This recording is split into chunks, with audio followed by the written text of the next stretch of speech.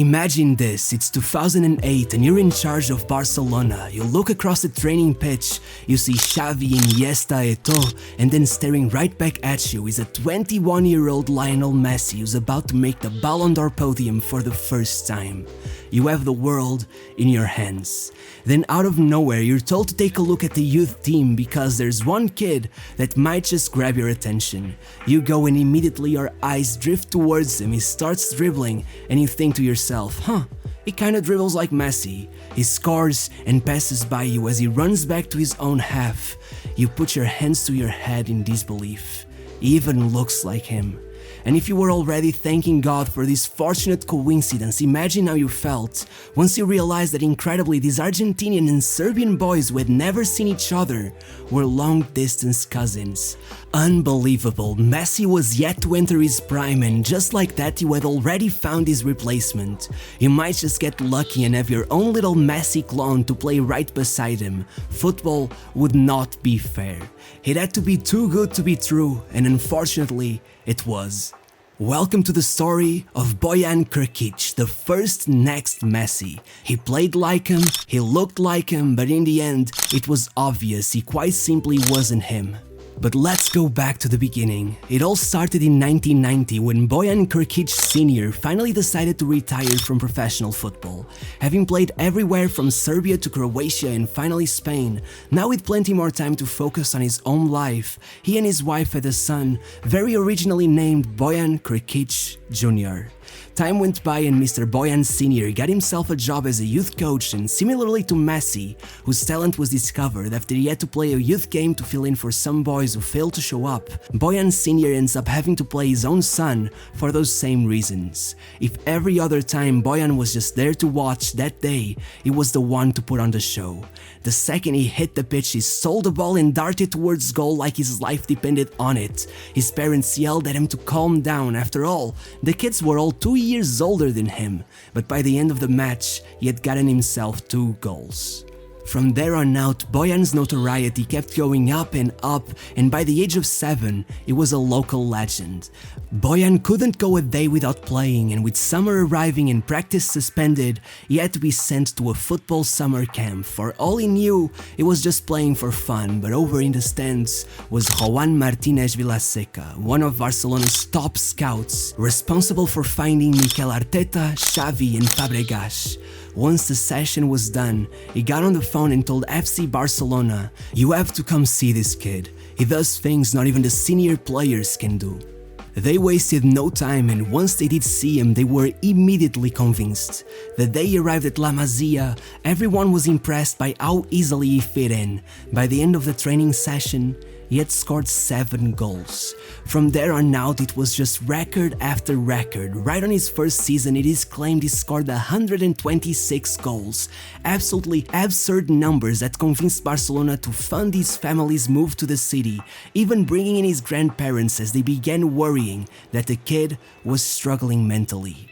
Over the years, Bojan went on to become not just one of the greatest youth products to come out of La Masia, but one of the greatest football I've ever seen. And at the age of 15, Bojan got the call that changed his life forever. The Spanish under-17 national team wanted him to represent them at the Euros, even if that meant being among players up to 2 years older than him. With an easy first match against Luxembourg, Bojan was allowed to test the waters, to see if he could compete.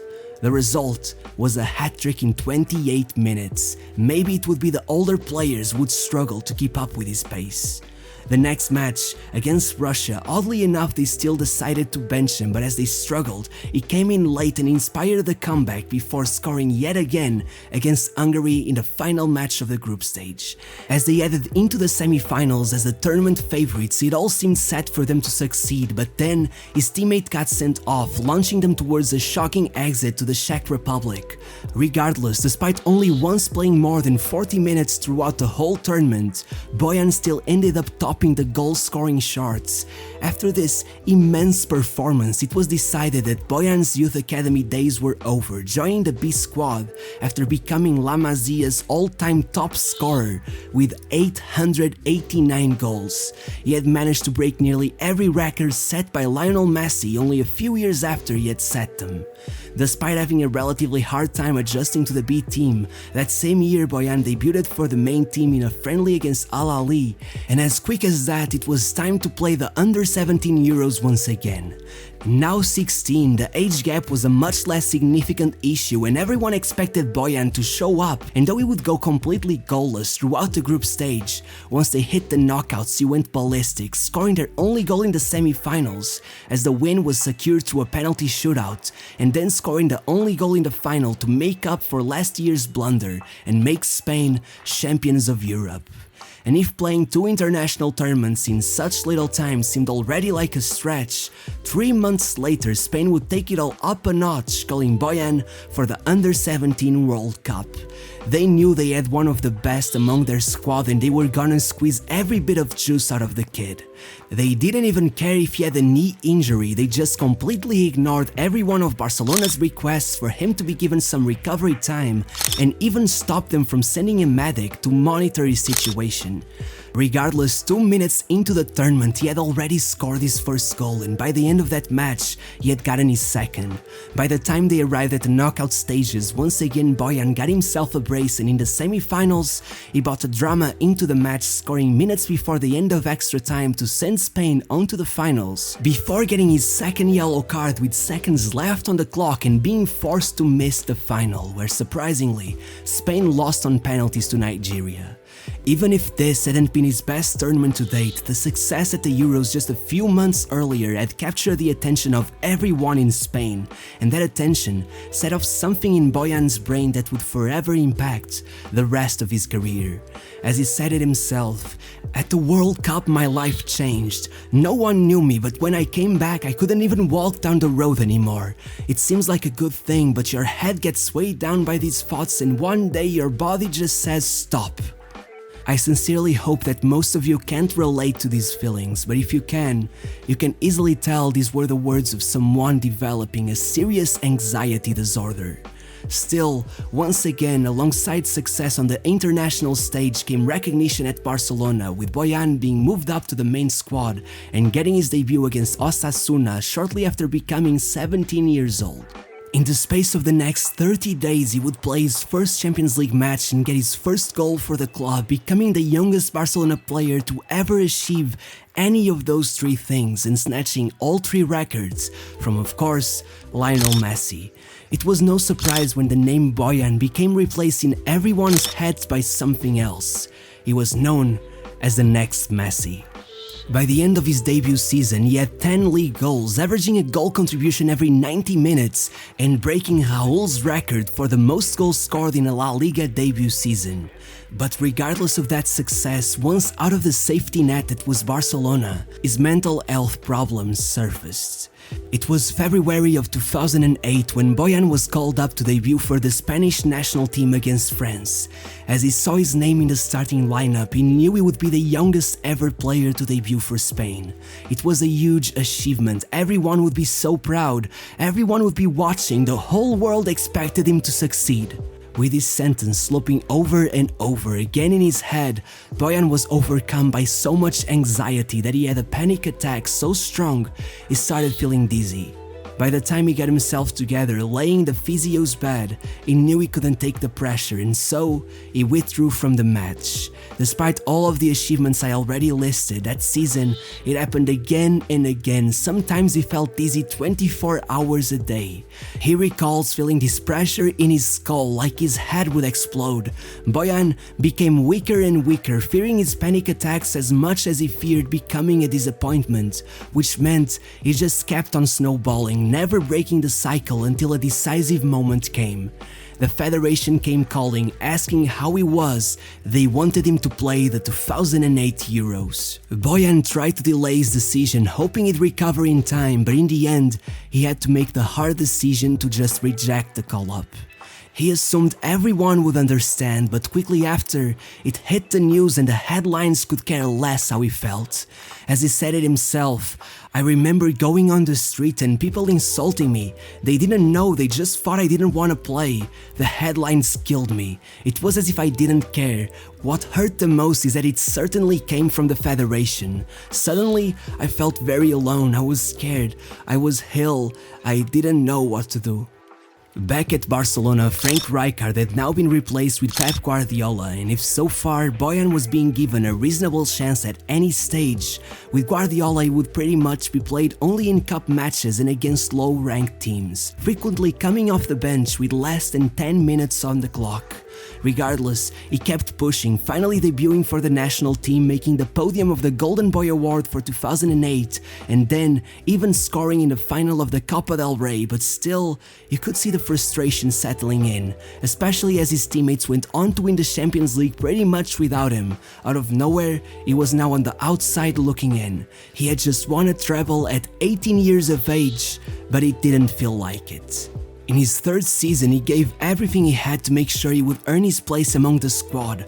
Early on, he scored in the Super Cup, then in just 2 minutes he got a goal against Stuttgart, and finally, as Barcelona were second in the league with 11 matches to go, Bojan would score 7 goals in the 8 matches he got to feature in, being absolutely essential to Barcelona's late comeback to win the league. He was on top of the world, he had done it. He felt surely now Guardiola would value him enough to give him a proper place in the squad. But over summer, David Villa arrived and Bojan could clearly see why that was. He was being discarded. It was at this point Bojan started pushing for an exit, but Barcelona kept him on the hook. First they gave him the number 9 shirt, then they let him captain the team in a cup game. You know, they tried to keep him happy. Despite all of that, Bojan experienced his worst season to date, and by the end, despite winning another Champions League to which he barely got to contribute, he finally moved away in a complicated transfer to Roma, who paid 12 million at first, having to pay 28 million after 2 seasons if they were to keep the player. As Bojan squirmed to escape the pressures of the constant comparisons to Messi, he got hit with the most unexpected plot twist of all time.